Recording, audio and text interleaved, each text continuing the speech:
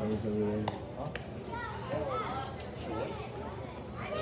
up. Can you check on your phone that it's out?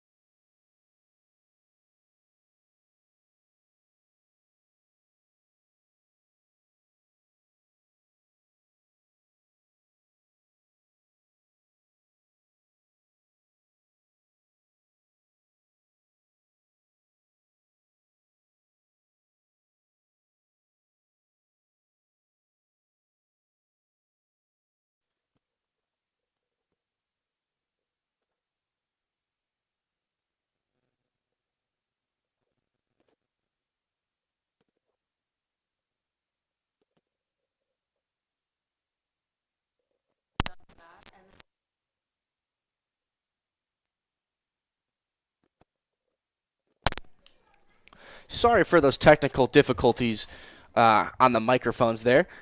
Ethan Holt now on the mound. His first appearance for the Riptide. High fly ball towards left field. The runner on third base is Jonas Sebring. He reached on a triple. That ball was dropped by Kyle Booker. So one run will score. And now the Saints take a 5-3 lead. Not the start that Ethan Holt was looking for to start off his summer for the Riptide. Yeah, I mean, the first hitter of the inning drove a ball deep towards right center field. This was a ball hit by Peyton Lewis that should have been caught, but I don't think they're going to give Kyle Booker an error because he just straight up didn't see the ball. And Chaz, it's not the first time this season that we've seen that happen. They lose a ball in the sky. That specific spot has been a real trouble for pretty much everyone out in left field. So that pitch is a fastball on the outside corner. That's really brutal because, I mean, if Kyle Booker makes the play, It's probably shallow enough. Yeah, that was shallow enough that he would have been able to throw him out or at least hold him there. Yeah, I don't think the runner would have taken the risk, but, it's tough for the outfielders to see the baseball. Goes right back to that sinker, 0-2. Ethan Holt, Jr., going to be attending UCSD. Played for Saddleback the last couple of seasons. Actually was teammates with Hunter Ash, the excellent closer for the Riptide. Sinker changeup. Goes with that sinker in the dirt, 1-2. And Chaz, I wonder what the reasoning is behind that. If you look at the lights, they face straight down. They're not slanted towards the field, so maybe they're not projecting enough light out there. Who truly knows? Yeah, interesting. Usually you don't see lights facing straight down, especially on a baseball field when the ball goes above them pretty often on a high fly ball. As now Blake Marsh strikes out looking. That's the first strikeout of the summer for Ethan Holt.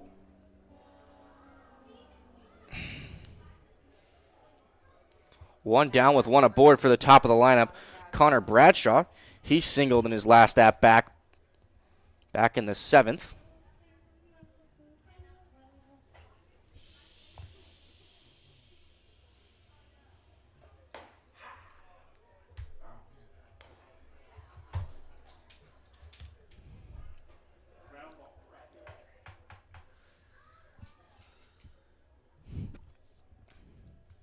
Jonas Sabering with the triple to start off this inning. Scored the run. They'll put the Saints above by 2. Nice sinker on the outside corner. 0-2.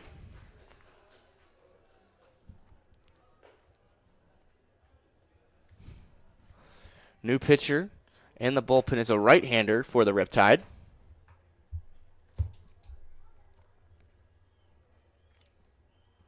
Ethan Holt, the man on the mound. Hard hit line drive. Gets beyond the glove of it. Davis Diaz. So the Saints now have 2 runners on with only 1 out here in the top of the 8th inning. They've already scored run. They lead 5-3. Yeah, that's another hard hit ball to Davis Diaz. I think they'll also score that one as a base hit. Tough to make a play for sure. He was looking to dig it out of the dirt, but had a little bit too much velocity. They do indeed give that a hit, so Bradshaw with back-to-back singles. This brings up Cooper Elliott, also singled back in the 7th.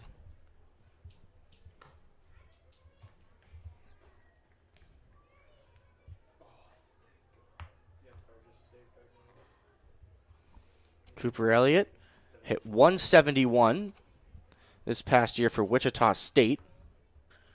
Recently entered the transfer portal, originally from Andover, Kansas. He looks at a ball, 2-0.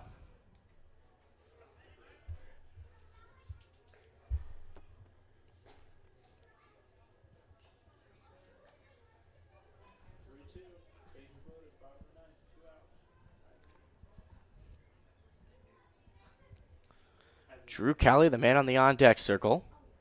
2 runners on. Fly ball out of play. 2-2. Or, 2-1. The scoreboard way ahead of me. Yeah, and if you're the Orange County Riptide, you want to hold this deficit at 2 runs. It makes it easier. 2 runs is a very surmountable lead to come back from. 3 runs, 4 runs, that gets tough because you'd have to string together a lot of hits. And that's another hit for Cooper Elliott. Bases loaded with only 1 out. That'll bring up Drew Cowley. And Chaz, I think the Arroyo Seco Saints and their hitters have made the adjustments. They've noticed that these pitchers are using the outside half of the plate towards their advantage. What the Seco Saints are doing now is swinging early and slapping the ball the opposite way. Now they're in business, bases loaded, up by 2 runs, looking to pad onto that lead. Ethan Holt looking at a big-time jam facing second baseman Drew Cowley. He is 1 for 4. Singled back in the 7th. That ball is fouled off. 0-1. And I'm surprised that we've not seen a left-handed pitcher integrated into the ball game for the Riptide, especially because of how left-handed heavy that lineup is for the Saints. Yeah, we mentioned, I believe it was the first game, only one right-handed hitter in the lineup for the Saints. So that pitch looked good, but just outside 1-1. And as I mentioned, they're making adjustments at the plate. Through the first 5 innings, I believe, they only had 1 hit in the column. Now they have 10, accompanied by 5 runs. Scored 4 runs in the last 2 innings, 3 off of Jake Biederman, 1 off of Holt so far. That breaking ball is low, 2-1. And credit to them as well, they are not chasing pitches outside of the zone. They're making these pitchers come inside, and because of that, well, they're putting the bat in the ball, making solid contact. The Riptide starter, Andrew Pogue, went 3 innings, gave up 1 run. Derek Shaver came in relief, went 3 innings, did not give up a run himself. So that pitch is outside, 3-1. Dangerous spot now for Ethan Holt with the bases loaded, only 1 out in a 3-1 count. Yeah, Holt is now in a really tough situation. 3 balls and 1 strike. He has no choice but to just throw a fastball and hope that Callie is unable to make some solid contact. That's another base hit into center field. 1 run will score. Runner on third turns the corner. The throw to the plate. Diaz not in time. The Saints now jump to a 7-3 lead. Jonathan, now that just makes the task for the Riptide lineup that much more difficult. And Holt is not yet out of this jam with 2 runners on and only 1 out. Yeah, I touched upon this earlier in the broadcast, and the Arroyo Seco Saints are a team that does not go down without a fight. They have a ton of comeback from behind wins this season, and you can see why. They've strung together quality at-bats as the game has progressed, and now pitching change for the Tide. So Holt's night is done. Not the start he was looking for. 1 strikeout, 5 hits, 3 earned runs. We will be right back as a new pitcher heads out to the mound.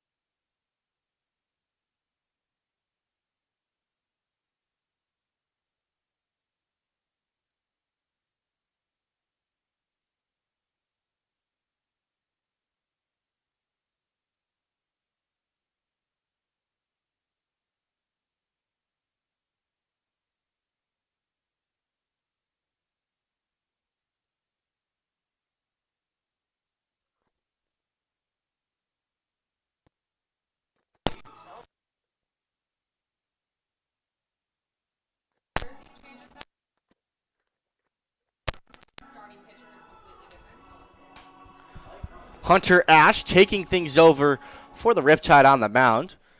The Riptide trail 7-3. The Saints have already tacked on 3 runs to their lead this inning.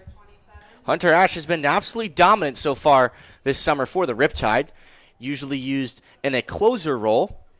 In his 8 innings of work, he's got 2 save, 14 strikeouts, only given up 3 hits, still yet to give up a run. Yeah, Hunter Ash looking to put an end to the bleeding for the Orange County Riptide. The Arroyo Seco Saints looking to just put this out of Grand Slam territory. I wish we would have seen Ash maybe earlier in the ballgame to allow him to preserve the lead or even the 1-run deficit. But if he can at least hold us at 4, that'll give us an opportunity with 6 more outs to play with. Ash has mainly been used as a closer so far this season for the Riptide. He actually was the #1 starter back at Saddleback last season, but he really prefers closing. Enjoys the high intensity as that ball went right into the dugout of the Riptide. Heads up. As I was saying, he just prefers to be the closer. He likes the adrenaline rush you get and the high energy in big moments. Yeah, Hunter Ash is an intimidating player on the mound. He's a big guy, and he comes straight after you, delivers that high leg kick right in front of your face, and, just fights power with power. His fastball range is 90 to 92. Goes with the fastball. That's high and out of the zone. Count moves to 1-2. Really likes that changeup as his strikeout pitch to lefties.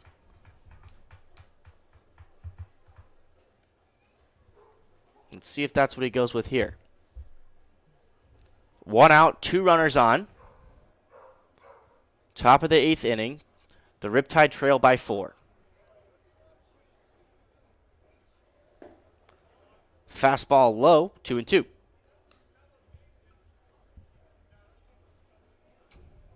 Opponents only hitting 158 off Ash so far this season.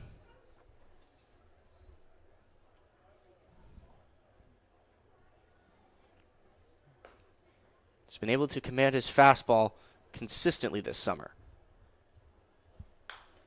He goes to the fastball on the outside corner, fouled off, 2-2 still. As I mentioned, Ash is one of those pitchers that likes to go right after these hitters.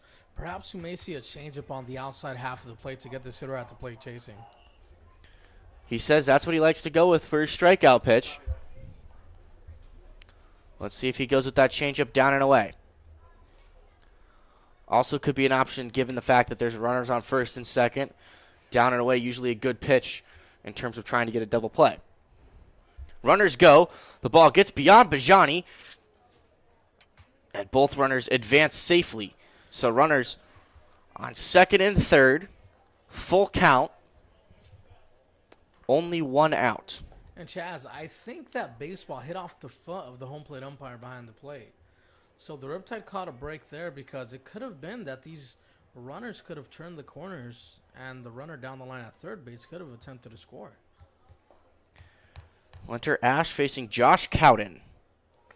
Cowden doubled in his last at bat back in the 7th.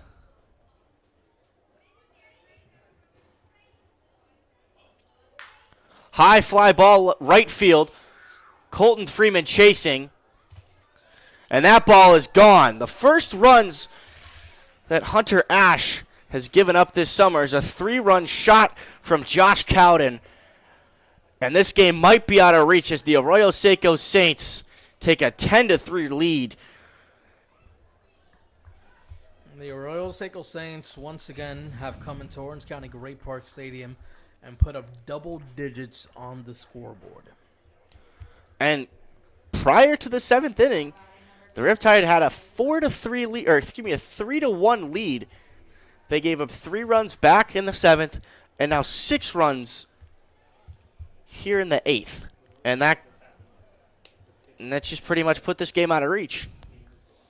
Yeah, it's really tough, The Orange County Riptide seemed to have control of this ball game leading up until, as you mentioned, the 7th inning.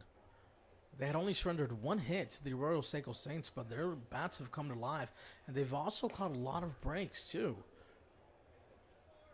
Some hard-hit ground balls that have been too difficult to field.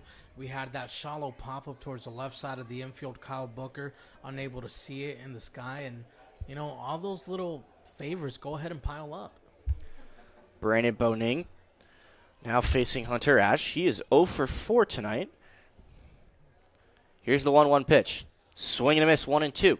And it begs the question, a decision there from head coach Mitch Levere. Why would you burn your closer here in this situation? Do you think that he was feeling confident in his lineup to get back in it, and he brought in maybe his best reliever into the ball game to try and shut things down where they stay, and it just hasn't worked out? Against the Arroyo Seco Saints in their last matchup, the Riptide were able to get into the bullpen and do some damage. So perhaps Mitch Levere was looking to go ahead and, have this deficit remain at 4 and allow his bats an opportunity to bring them back into the ball game. But hopefully he doesn't let Ash go too much longer if the game just becomes well out of reach. And who's to say it hasn't done so already? The Riptide play the Conejo Oaks as Hunter Ash gets his first strikeout of the ball game. 2 down. And as I was saying right before that strikeout, they take on the Conejo Oaks tomorrow. Then they travel to San Luis Obispo to take on the Blues before being back here on Friday against the Barons. So a busy upcoming fixture list for the Riptide. Hunter Ash is a pitcher that they're going to need in the upcoming days. Yeah, so hopefully Hunter Ash is ready to Breaking go. ball in the outside corner, 0-1.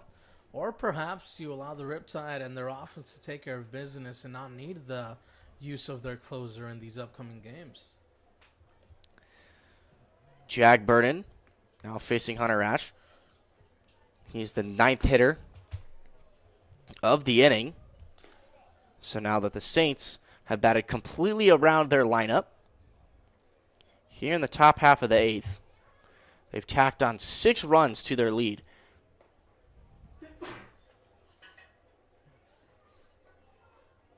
Six hits in this half inning alone.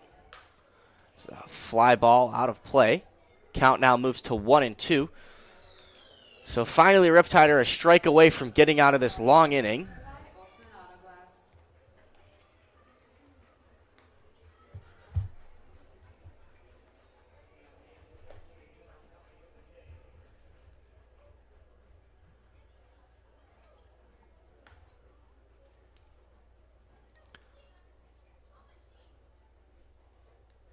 Here's the 1-2.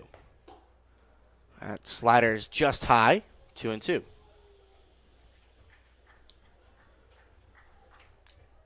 And Jonathan, what went wrong here in this half inning so far? Is it a lack? It's not really lack of command. It's just good hitting from the Saints, pretty much, right?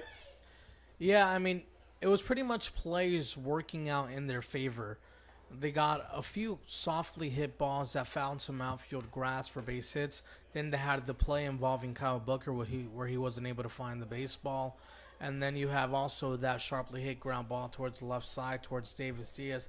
And he was unable to put a glove on that one cleanly. And like I said, they've just caught a lot of breaks today. And they also made the adjustments, taking the ball the opposite way, finding some outfield grass. 6 hits this inning, 4 hits in the last inning.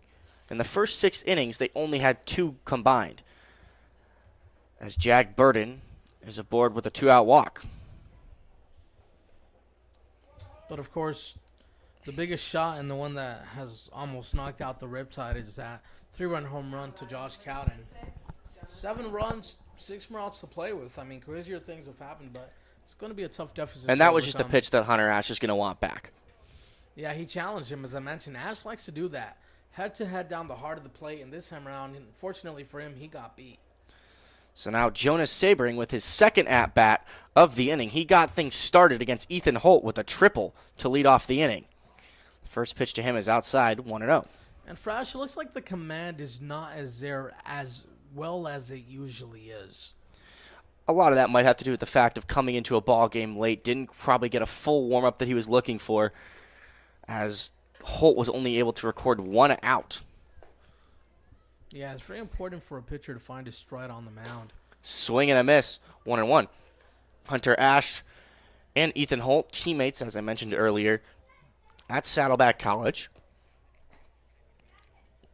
Ash now at Cal Poly Pomona. Holt now at UCSD. Lefty warming up in the bullpen for both teams. That ball is sharply hit down the left field line, but foul. That ball was crushed. He was just way out in front of it. Yeah, that was a really hard hit ball. I mean, if that one stayed fair, it would have cleared the fence. That would have been the second home run for the Arroyo Seco Saints. Nonetheless, 1-2 count. 2 outs here in the top of the 8th. The Saints on top 10-3.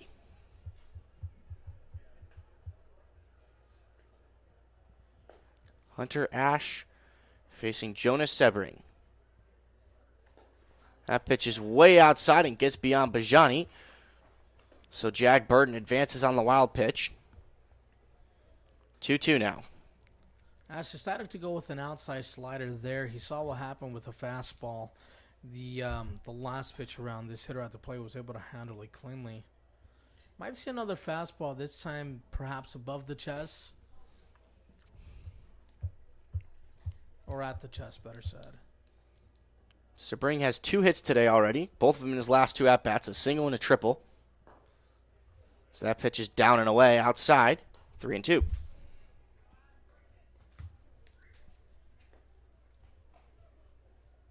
And Ash has made some quality pitches, but these hitters at the plate have had tremendous discipline, not swinging at anything even close to being outside of the strike zone. Ash did enter in a tough situation, and it just hasn't worked out for him. Here's the 3-2. That's back-to-back walks now for Hunter Ash. And that brings up Peyton Lewis for his second at-bat of the inning. He singled. Also scored one of those 6 runs. Still 2 runners on, only 2 outs. The Saints have already tacked on 6 runs here in this inning. Ethan Holt started it. Hunter Ash trying to close things out.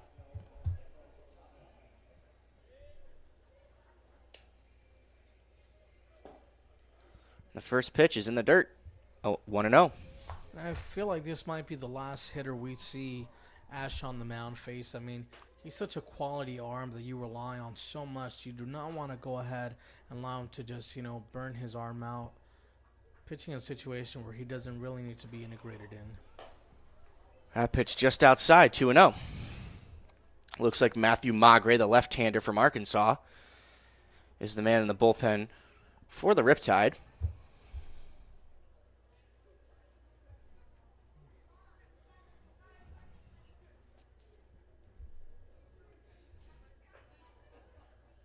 Here's the 2-0. Fouled off. 2-1.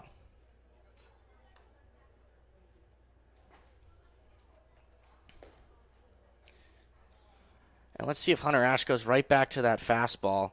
Usually likes to throw changeups to left-handed hitters, but maybe just get something in play. Try and get out of this inning as fast as possible and give your hitters some sort of chance to get back in this ballgame. Oh, that's a tall task. They're down 7. Swing and a miss on the slider. 2-2. Yeah, 7 runs with 6 outs to play with, but the Orange County Riptide have the offense to go ahead and bring themselves into the ball game. It's just going to be a matter of making the adjustments, shortening up your swings, and putting the bat to the ball and hoping it finds some grass. Here's the 2-2 to Lewis. Swung on and missed to end the inning. That's a tough inning for the Riptide. The Saints tack on 6 runs to their lead. They lead 10-3 as we go to the bottom of the 8th.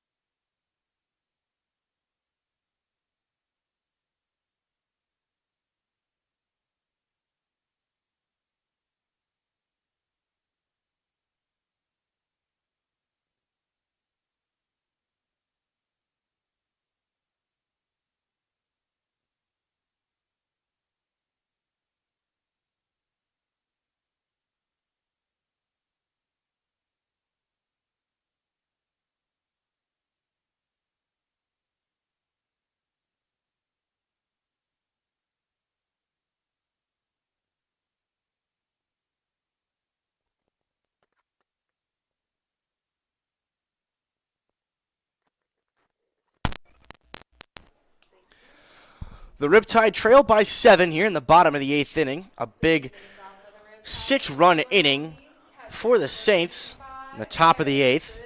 Eric Bajani going to try and get the comeback started for the Riptide. He is 0 for 2 tonight with a walk. Hard hit, fly ball out towards left. Gets over the left fielder. This is going to be extra bases. And that's the start that Mitch Levere wanted. Eric Bajani with a leadoff double to start the bottom of the 8th. Yeah, I couldn't have said it better. That's the start that Mitch Levere was asking for. Eric Bajani did an outstanding job of making some solid contact, jumped out in front of a fastball, and now this is what the lineup has to continue to do. String some hits together and ultimately just slowly work their way to closing in on the deficit. This brings up T.C. Simmons. Simmons is 0 for 1 tonight, scored, walked twice. The man on the mound is still Christopher Stamos, 6'4" left-hander from Glendale Community College. This is his second inning of work. First pitch breaking ball inside, 1-0.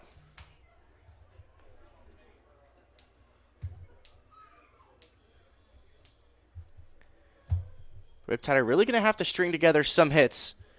They're going to try and come back in this one. 7-run deficit. That's a breaking ball in the outside corner, 1-1. No rush for T.C. Simmons. Wants to wait for a pitch that he can handle. Like I said, we just need to pass along the baton and allow the other guys to get a turn at bat. They got the start they were looking for.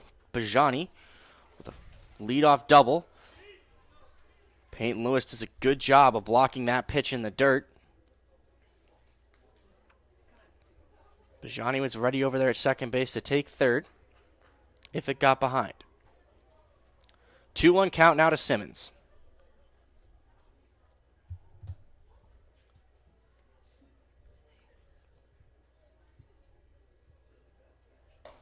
Check swing, doesn't matter, 2-2. It's not a bad pitch to hold up on. It did look to be off the plate a little bit, so T.C. Simmons now has to be very careful to not chase on a pitch outside of the zone, but not take anything that's too close. Here's the 2-2. Outside full count.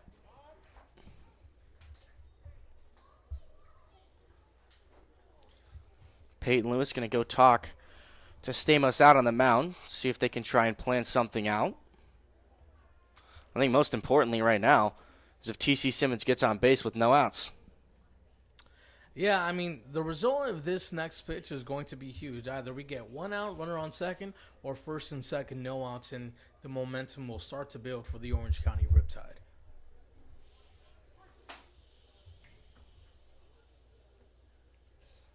Eric Bajani does have a stolen base, so he's no slouch out there on the base paths. Here's the full count pitch to T.C. Simmons. Grounder right up the middle. Bajani gets over to third base, but T.C. Simmons is thrown out at first by Brandon Boning. 1 down for Emilio Rosas. Rosas is a guy that's been swinging the bat really well coming into today. However, tonight just hasn't been his night. 0 for 3 with 2 strikeouts. Yeah, there's a handful of guys in the lineup for the Orange County Riptide that will be looking to find their first base hit of the evening, and this is a good time to do so.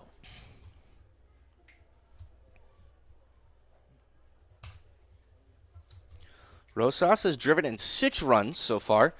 The Riptide could really use a 7th right now. So he looks at a breaking ball outside the zone, 1-0. Yeah, we have to take it pitch by pitch. I mean, it's a 7-run deficit. That's a pretty wide margin. Only problem is you only have 5 outs to work with. It's not a lead that you can just chip away at. You need a big inning. That's a breaking ball in the outside corner, 1-1. And for that reason, you want to make sure that your opposition is earning those outs. You do not want to chase out a ball outside of the zone. String together some quality at-bats, and hopefully some things will work in your favor.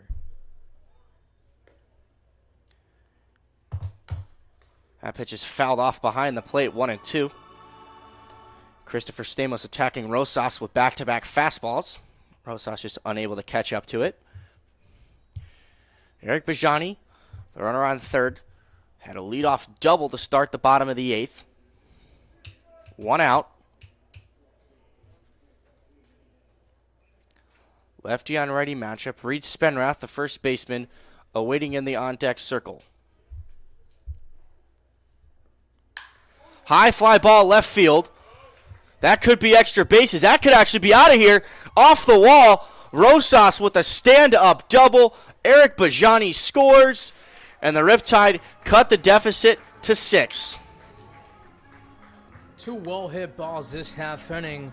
One there by Eric Bajani, another here by Emilio Rosas. They trade places, and this is exactly what the Orange County Riptide wanted.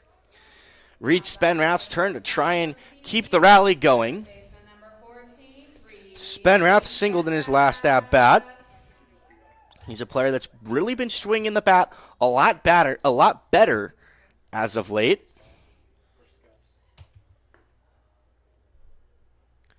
Big-time pole hitter. You can see both infielders on the right side playing way deep in that infield, especially second baseman Drew Cowley.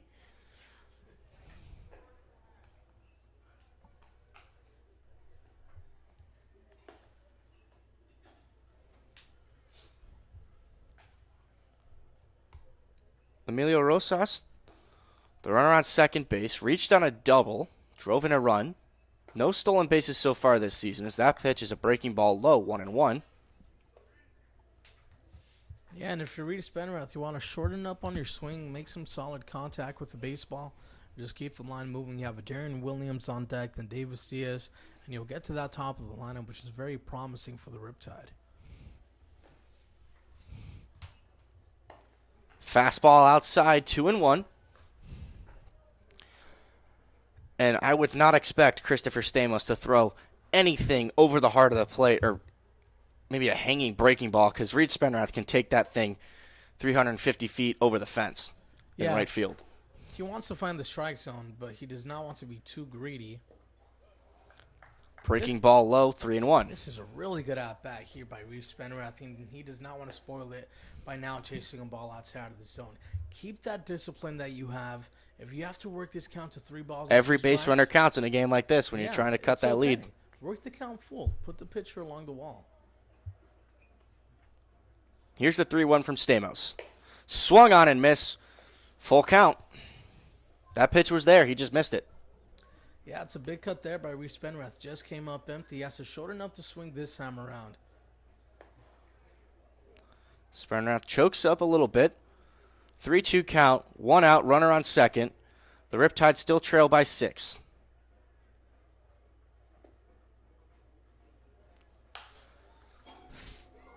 Foul ball. Off the metal pole. Made a little bit of a big sound. A couple kids around it cheered around the stadium. Not the biggest crowd here tonight.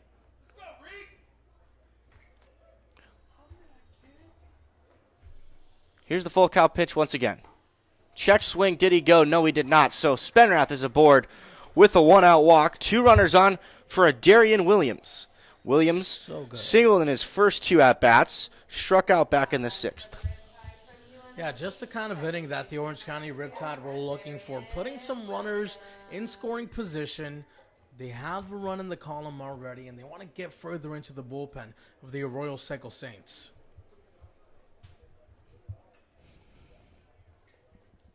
Neither of the base runners have a stolen base. So it might be interesting to see if Mitch Lavier thinks about maybe adding a pinch runner. Though it doesn't look like anything like that is happening right now. 1-0 to Darian Williams. Here's the pitch from Stamos. Inside, 2-0. Yeah, and if you're Darian Williams, wait for this pitcher to throw you a strike. Let him dig himself into a hole. Darian Williams, a really good left-handed hitter. He's really good at hitting against the left-handed pitchers. And there's a high fly ball towards right center field.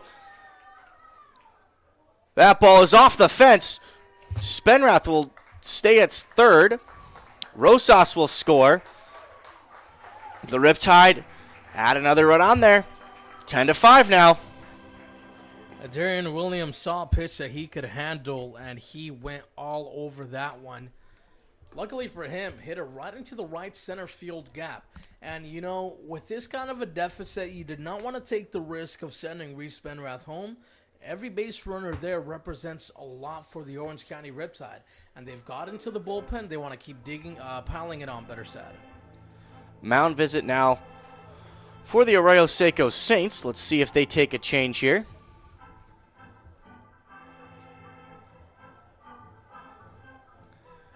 Jonathan, the lead is now 5. 1 out, 2 runners on. The 9-hole hitter Davis Diaz at the plate. They will not make a change, so Stamos will stay out there. Darian Williams got the 3rd double of the inning for the Riptide. All 3 of them hit the fence. Yeah, and I'm curious as to why the manager for the Arroyo Seco Saints decided to keep his left-hander in the game, especially against 2 solid hitting right-handed hitters coming up. Davis Diaz 0 for 3 tonight. Came into the night hitting .273. And the best part about this, Shaz, is that we're still only in the bottom of the 8th inning. We have the entire bottom of the 9th to play with as well. Strike on the outside corner, 0-2. But you want to take care of the bulk of business here this half inning, or even drive yourself completely back into the game. Why not? Diaz once again in an 0-2 hole. A very cautious hitter. Although in a time like this, you might want to see him be aggressive. Check swing. Looked like it may have hit the knob of the bat. Or no, it did not.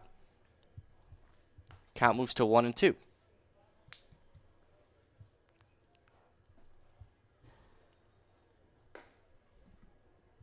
Spenrath, the runner on 3rd. Williams, the runner on 2nd. Davis Diaz at the plate, facing Christopher Stamos. Big at-bat here for Diaz. Fly ball towards right. Cowden is there. Spenrath will tag. Williams stays, so Spenrath scores standing up. The Riptide tack on 1 more. 10-6 now. Kyle Booker, the leadoff man, up with 2 outs. Nice job there by Davis Diaz. Got the bat to the ball. Drove in a run for the Orange County Riptide. Now that is a huge run standing at second base. If Kyle Booker can trim this deficit to 3, that is much more manageable. Kyle Booker hitless so far tonight. Scored a run after he reached on a dropped 3rd strike in the 1st inning. Swing and a miss on the breaking ball, 0-1. Booker struck out twice tonight. So now it makes sense as to why the manager opted not to take out his left-hander. Wanted to save him for Kyle Booker. Swing and a miss, back-to-back breaking balls. Same exact pitch. 0-2 now. Darian Williams still on 2nd. 2 outs. The Riptide trail by 4 here in the bottom of the 8th.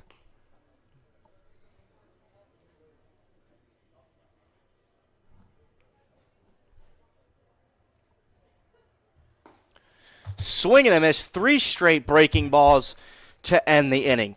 The Riptide get 3. They still trail by 4 as we go to the 9th.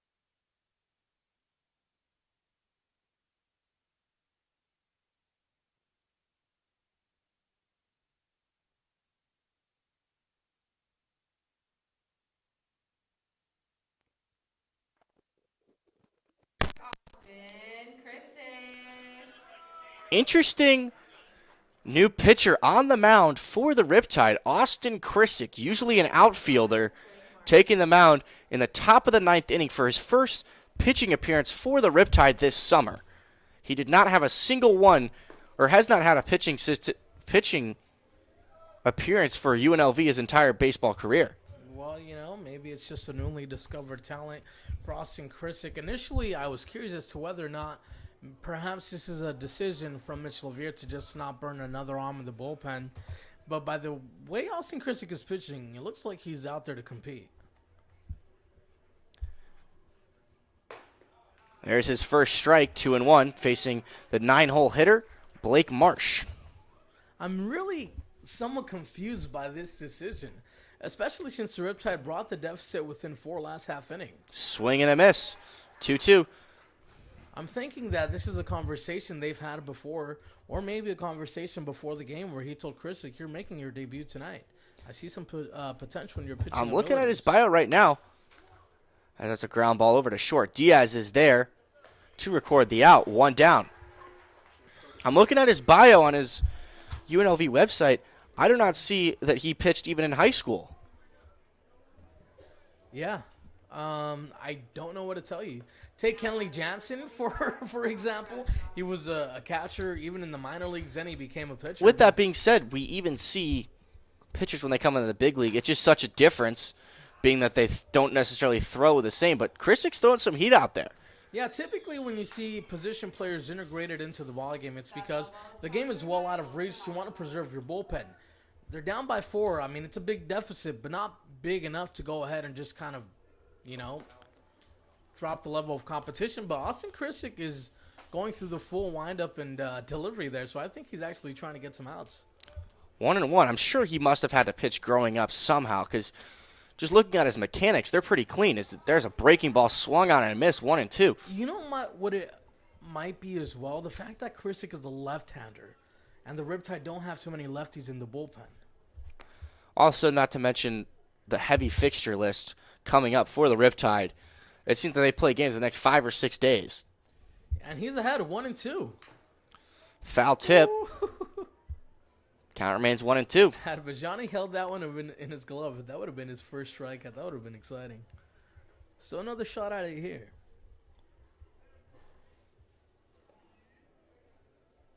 Yeah, I can't find anything on Austin Krisick pitching, but he's doing a hell of a job so far here. 1-2 count, 1 out. Top of the 9th inning, the Riptide trail by 4.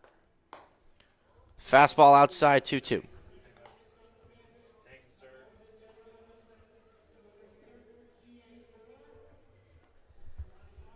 Yeah, but so far, Krisick's done a nice job. He got a ground out the first time around. He got this hitter in the 2-strike hole. Let's see what happens. Ooh, that pitch just on the outside corner. Looked like it may have been good. Was not. 3-2. And the dugout especially enjoying everything that's happening. You see Mitch LaVere and all the coaching staff outside of the dugout, as a matter of fact, witnessing Austin Krisick making his pitching debut. Here's the 3-2. Foul ball out of play. Count remained 3-2. And as we're talking before, maybe what goes into this decision more so than anything could be just trying to save some arms, being that you play 6 games in a row over the next 6 days. That's true, but then you look at their roster, and they have so many pitchers available as well. I do think more than anything, I think it's a combination, but more than anything, the fact that Krisick is a left-hander. That's what I personally think. As Connor Bradshaw is aboard with a walk, 1 out for Cooper Elliott. Elliott back-to-back singles in his last 2 at-bats. He's 2 for 4 tonight. Let's see if Connor Bradshaw tries to play some mind games with a guy on the mound who usually isn't out on the mound.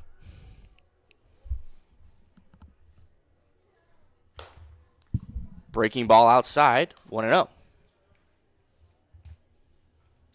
No movement in the bullpen, so Austin Krisick, this is his responsibility. Wants to keep the deficit at 4. I mean, you saw what the Riptide could do in the bottom of the 8th inning. Curveball outside, 2-0.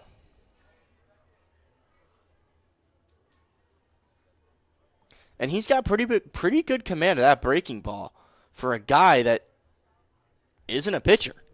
Yeah, I was surprised that he even had a breaking ball to begin with, as now he's falling behind 3-0. But I think if you're Krisick with not too much experience there to help you, rely on that fastball. Just get some strikes. Here's the 3-0. Fastball right down the middle, 3-1. And I think Cooper Elliott has to have the green light to swing away against a position player out on the mound. I think Elliott just felt the liberty to take a pitch, hoping that he would draw a ball forward. So good job from Krisick. He's worked himself back into this at bat. 3-2 count now, facing the center fielder Cooper Elliott. Yeah, look for that outside fastball once again from Austin Krisick. Or perhaps he decides to surprise us and throws a breaking ball. Runner goes. Hot ground ball over to Rosas. Rosas forced to only go over to first. 2 down. So another ground ball delivered. Austin Krisick doing a nice job on the mound. That was good contact there from Elliott. Rosas did a good job to get in front of that ball. But they went with the hit and run, so no chance at a double play. Brings up number 21, Drew Cowley. The man in the on-deck circle is Josh Cowden. He was the guy that hit the towering 3-run home run. That's a breaking ball in the outside corner for a strike.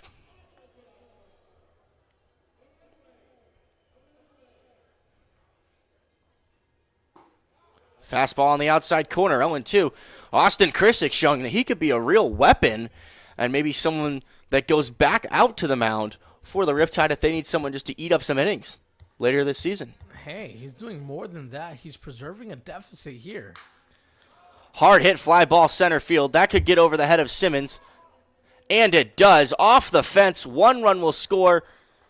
Stand up double for Drew Cowley. Also, another run tacked onto that lead. Score is now 11-6. The Riptide trail by 5. Now batting number 27, Josh Cowden steps up into the batter's box. Lefty on lefty matchup. He homered off Hunter Ash back in the 8th. Doubled back in the 7th. So 2 big-time at-bats from Cowden. His last 2 times up. Fastball down and away. 1-0. Yeah, and if you're, Austin Krisick on the mound, you want to shake off what just happened. Your job is just to throw strikes. Keep on doing that. That was a hard hit line drive out towards center field. Got over the head of the center fielder, Simmons. I feel like the whole matchup today has been very fastball heavy on both sides. And because of that reason, Chaz, we've seen a lot of well-hit balls that have just been short of clearing the fence. We saw 3 doubles in the last half inning from the Riptide. All of them hit the fence. Now we see a double from Drew Cowley of the Saints off the fence over in center. That fastball outside the zone. That's a 4-pitch walk. That brings up Brandon Boning with 2 men on and 2 outs. And if you're Austin Krisick, you might want to cut back on the velocity and just focus on throwing strikes instead of, really stressing out the fact that you have to throw some heat. Boning is the first right-handed hitter that Krisick will face. Still no action in the Riptide dugout.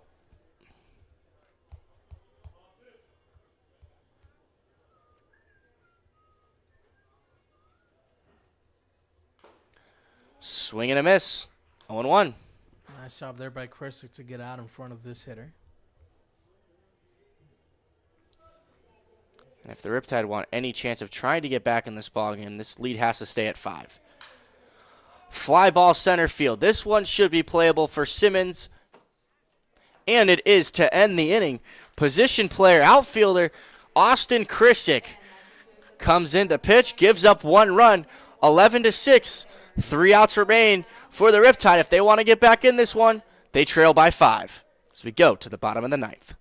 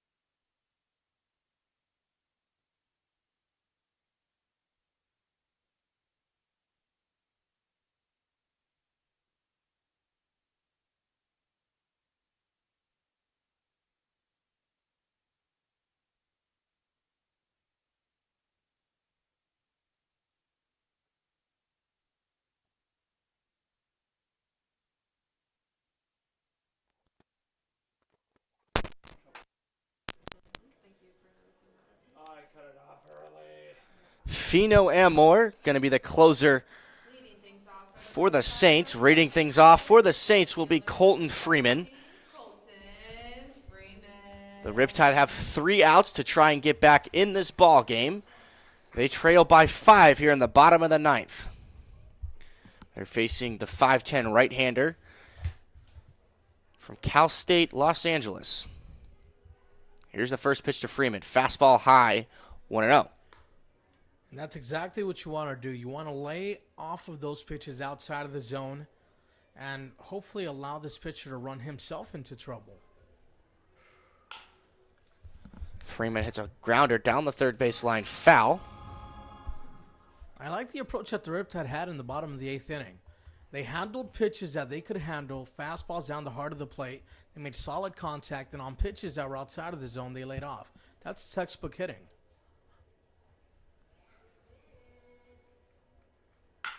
Freeman's got himself a leadoff base hit into left field. And that brings up Jack Thomas Wold.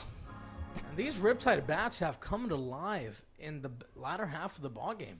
And it's not some cheap bloopers. I mean, they're making some solid contact. That was a hard line drive. Jack Thomas Wold had a home run back in the 3rd inning. That was a solo shot, scoring the 3rd run of the ball game. And this is a matchup he's going to want to like. Fino Amorter, heavy fastball pitcher.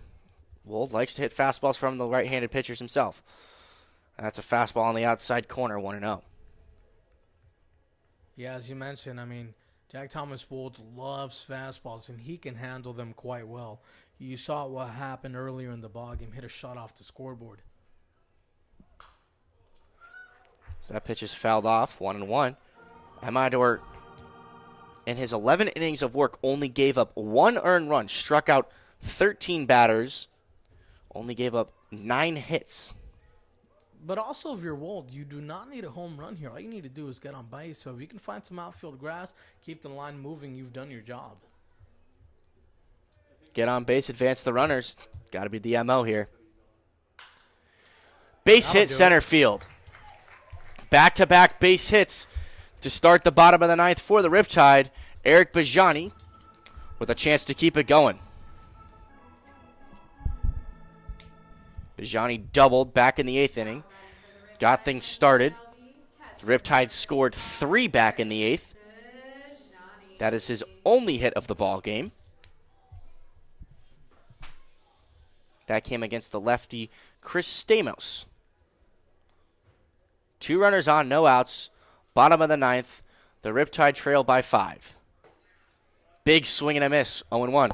You know, and this is why it was important for the Riptide to get those 3 runs in the bottom of the 8th inning. Trim down this deficit and makes it much more accessible this time around. Colton Freeman on second. Jack Thomas Wold on first. That pitch is low, 1-1. Fino Amador, the Cal State LA Golden Eagle. Los Angeles native, attended Alexander Hamilton High School.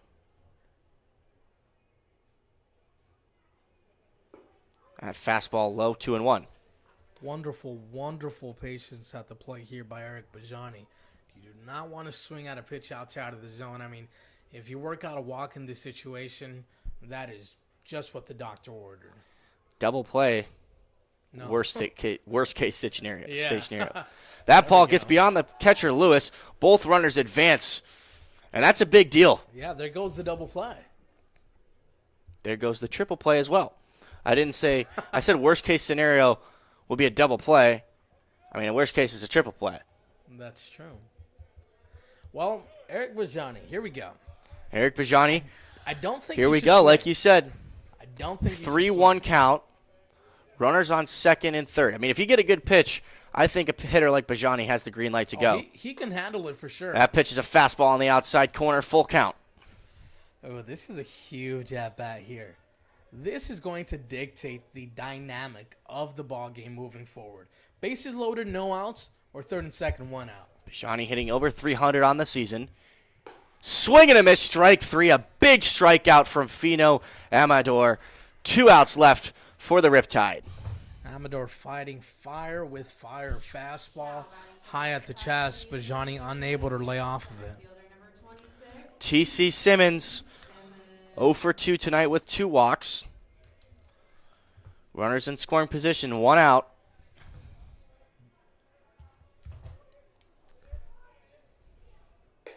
First pitch fastball outside, 1-0.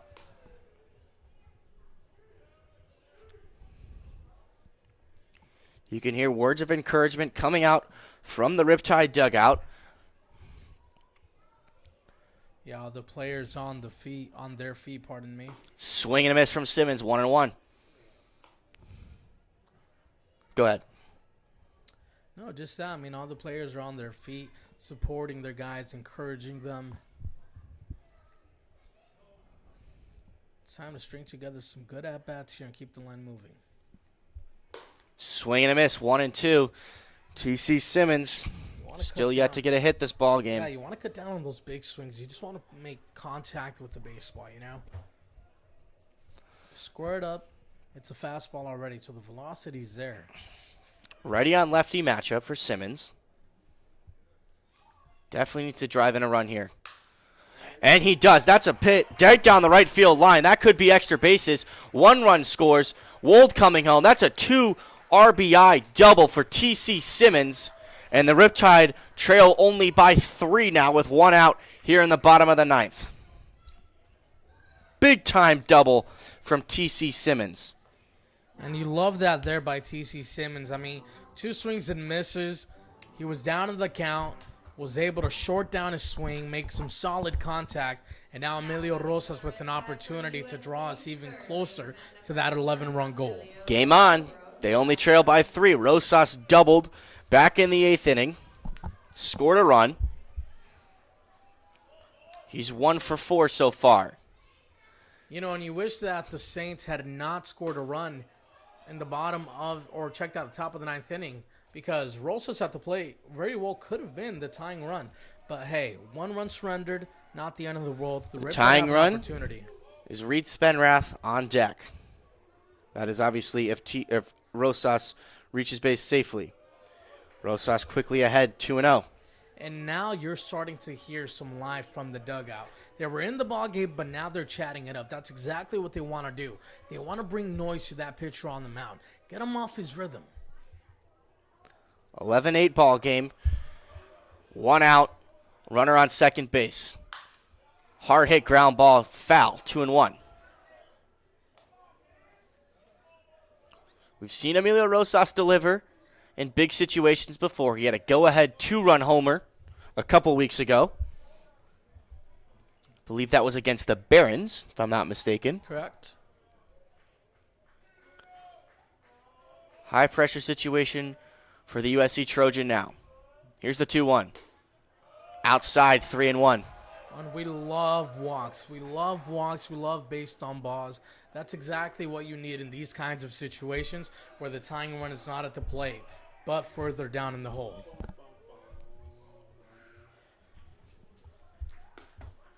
Fino Amoradors facing Emilio Rosas. That ball on the outside corner, full count. For a quick second there, I think Rosas thought he was aboard with a walk. You know, every time it seems like this half inning, you say, this is the biggest at-bat now. This is the biggest at-bat. You just got to keep it This is now going. the biggest at-bat, man.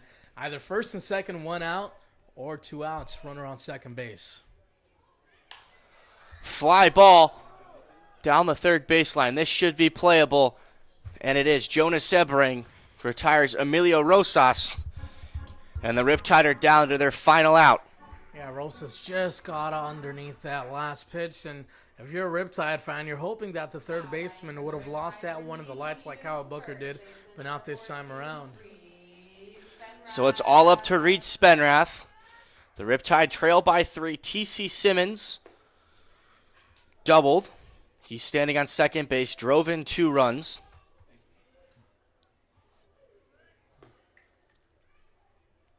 Spenrath, 1 hit so far today. He's 1 for 3, walked, and scored back in the 8th.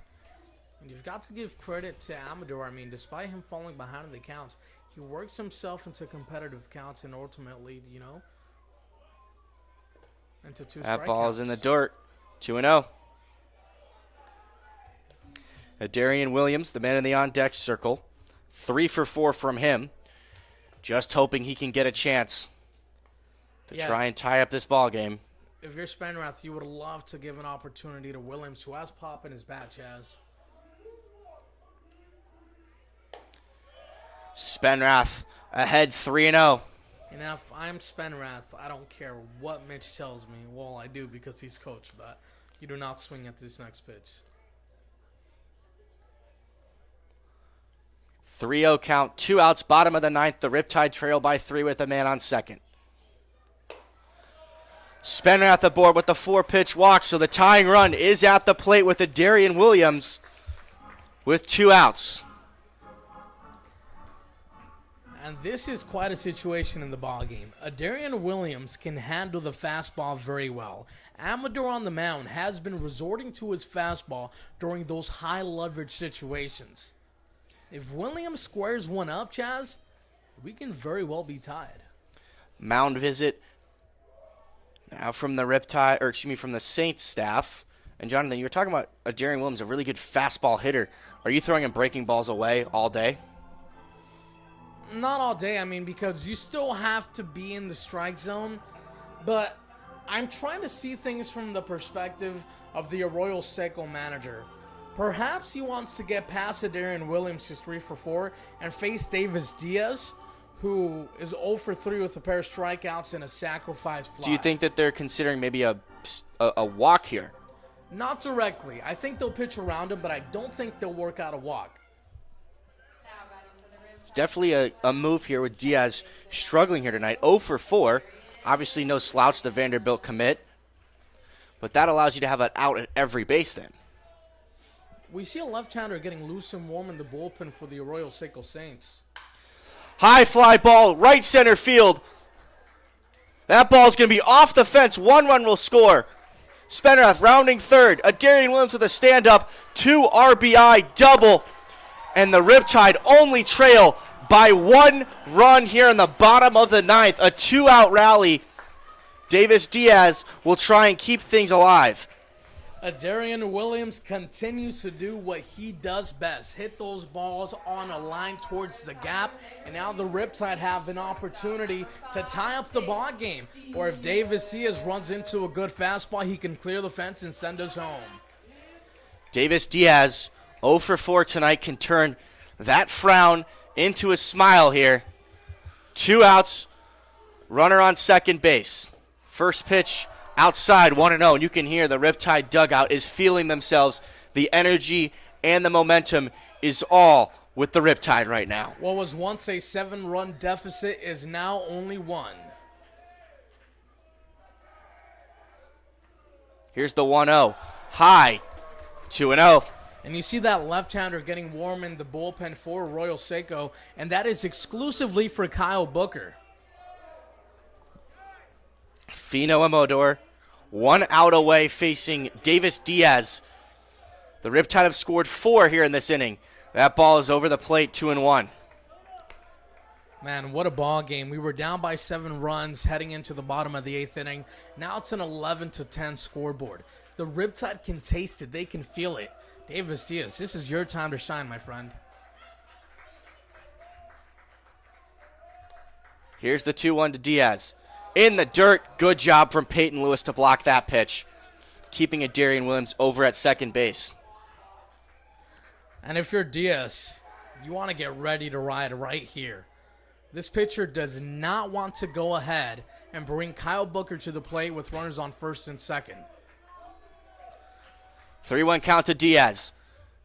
Ooh, he thought that was a walk. 3-2. So the Riptide down to their final strike. They trail by 1.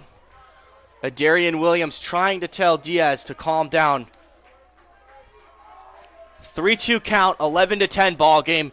2 outs, bottom of the ninth.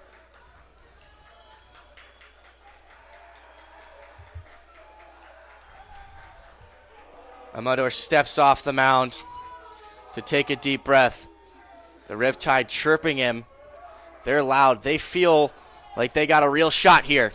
They've already tacked on 4 here in this inning. Here's the 3-2. Base hit into right. Williams rounding third. That ball gets beyond the left fielder. This ball game is tied, and Diaz is aboard with 2 outs at second base. 5 runs, 11-11 ball game. Well, Chaz, their 7th inning magic, and now today it is bottom of the 9th magic for the Orange County Riptide. Davis Diaz, veteran at bat. That is why this kid is one of those special talents.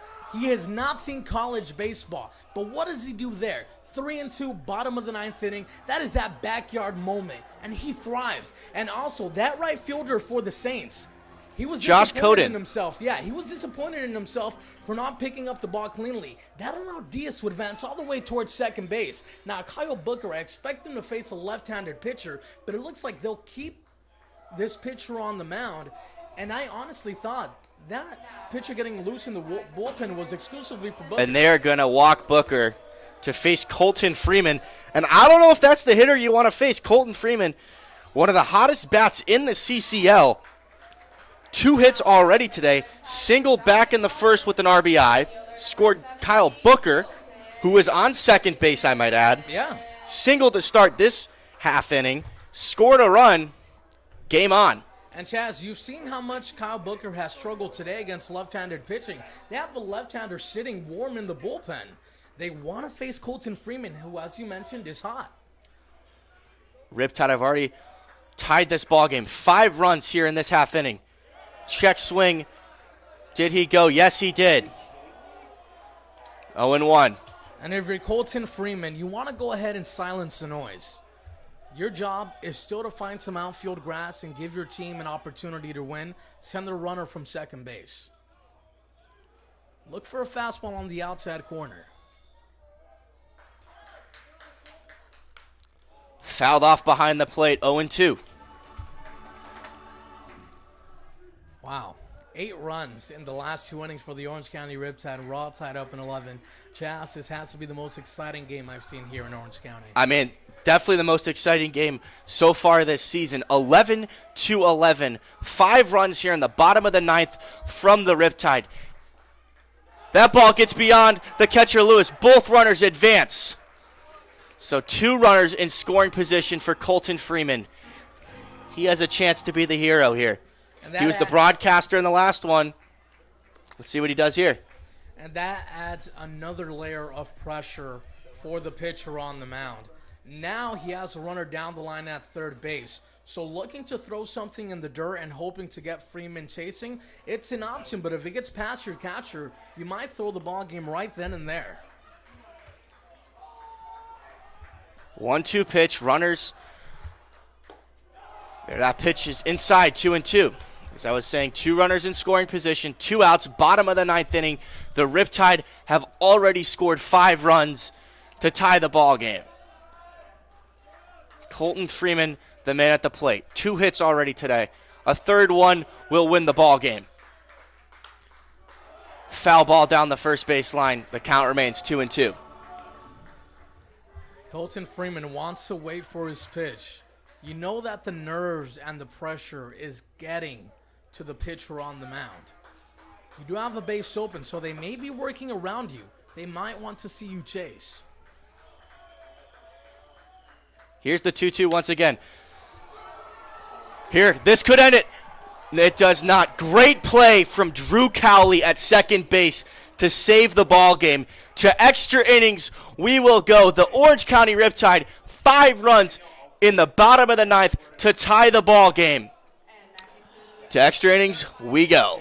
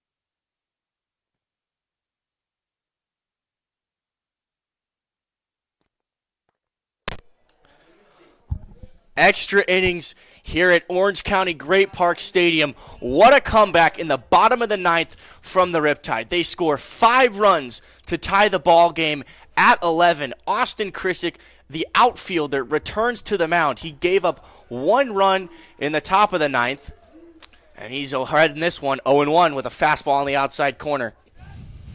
I mean, what a game, what a game, what a game. That's all I have to say. Swing and a miss, 0-2. You look at that scoreboard, 11 runs, 13 hits apiece for each side.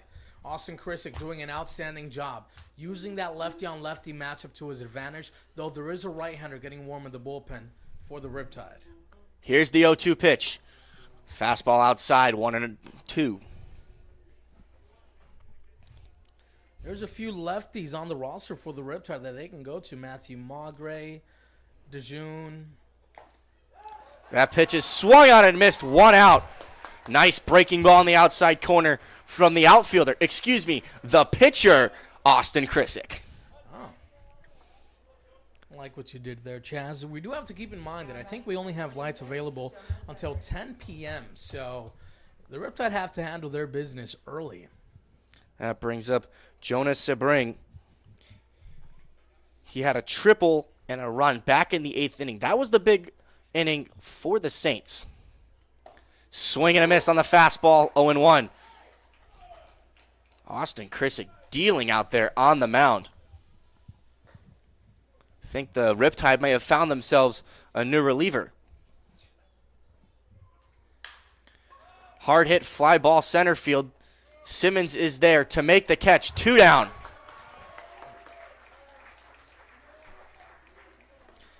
That brings up Jag Burden. That will bring up the catcher, Peyton Lewis. Lewis, 1 for 2 since entering in for Bo Willis. He singled back in that big inning in the 8th. Fastball on the outside corner, 0-1. 2 down now, top of the 10th. Tied up here, 11-11. 13 hits apiece as well. Ooh, that was a good-looking pitch, but a good take there from Peyton Lewis. 1-1. And especially because we're seeing him out there for his 2nd inning of work. It is not by coincidence that Austin Krisick is in the ball game. They weren't just trying to preserve the bullpen. Austin Krisick can actually deal. Yeah, LaVere actually feels and knows that Krisick on the mound can deliver. Here's the 2-1. That's high, 3-1. We did see a right-hander getting loose and warm, so who knows how many pitchers we'll see or check that, how many at-bats. Jake McMurray in the on-deck circle. That pitch is outside for a 2-out walk. So the go-ahead run is now on first base for the Saints. A pinch hitter in the form of Jake McMurray, a junior from Oral Roberts, originally from Tulsa, will hit against Krisick. Looks like Mitch LaVere was looking to go out and have a conversation with his pitcher, and then he was waved off by the home plate umpire. Perhaps there's a certain number that the coaches have to abide by in regards to how many times they can go out to talk with their pitcher. They also want to get this game moving so they can finish it. High fly ball left field should be playable for Booker. And it is. We go to the bottom of the 10th inning. The Riptide with the chance to win it. 11-11. Here we go.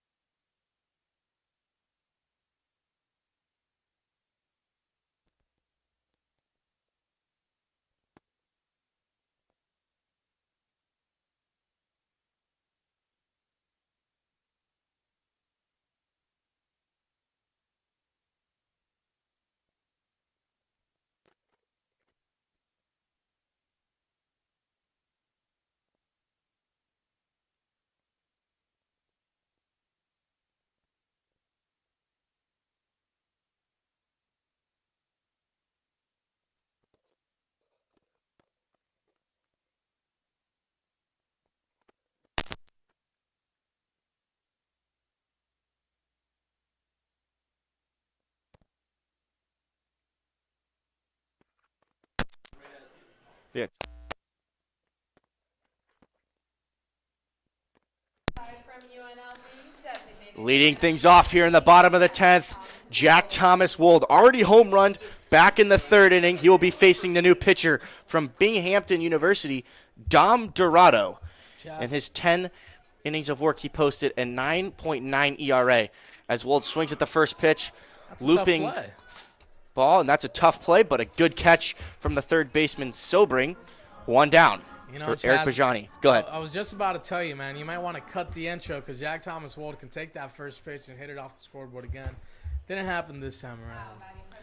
Here's Eric Bajani. He struck out back in the bottom of the 9th, but he got the 3-run rally that the Riptide had in the 8th inning, started with a leadoff double.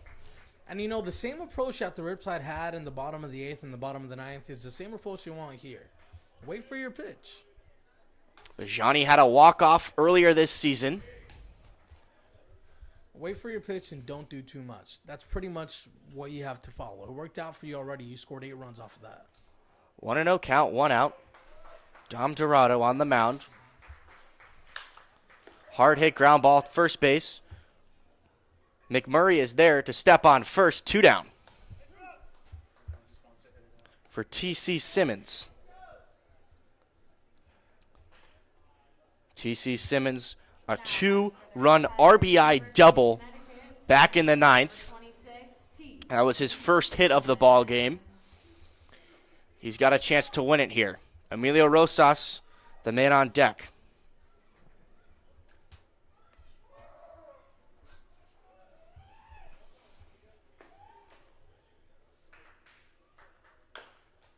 Chopper down the line and foul.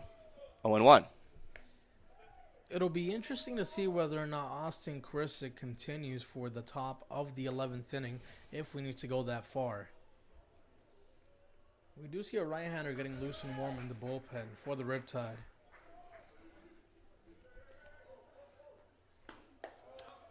Breaking ball just outside, 1-1. Good job from TC to lay off on that one. You know, I'm looking at Nikel Galatas. He's a left-hander. He's got electrifying Right-handed. stuff. Galatas is right-handed. Oh, he is right-handed. But that could be a good option. He's been pretty good so far this summer for the Riptide. Here's the 1-1. Swing and a miss, 1-2.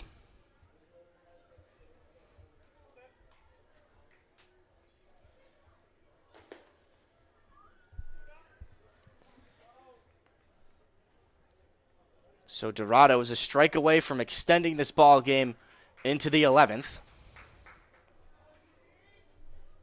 Here's the 1-2. Swing and a miss. To the 11th we go. Tie ball game, 11-11.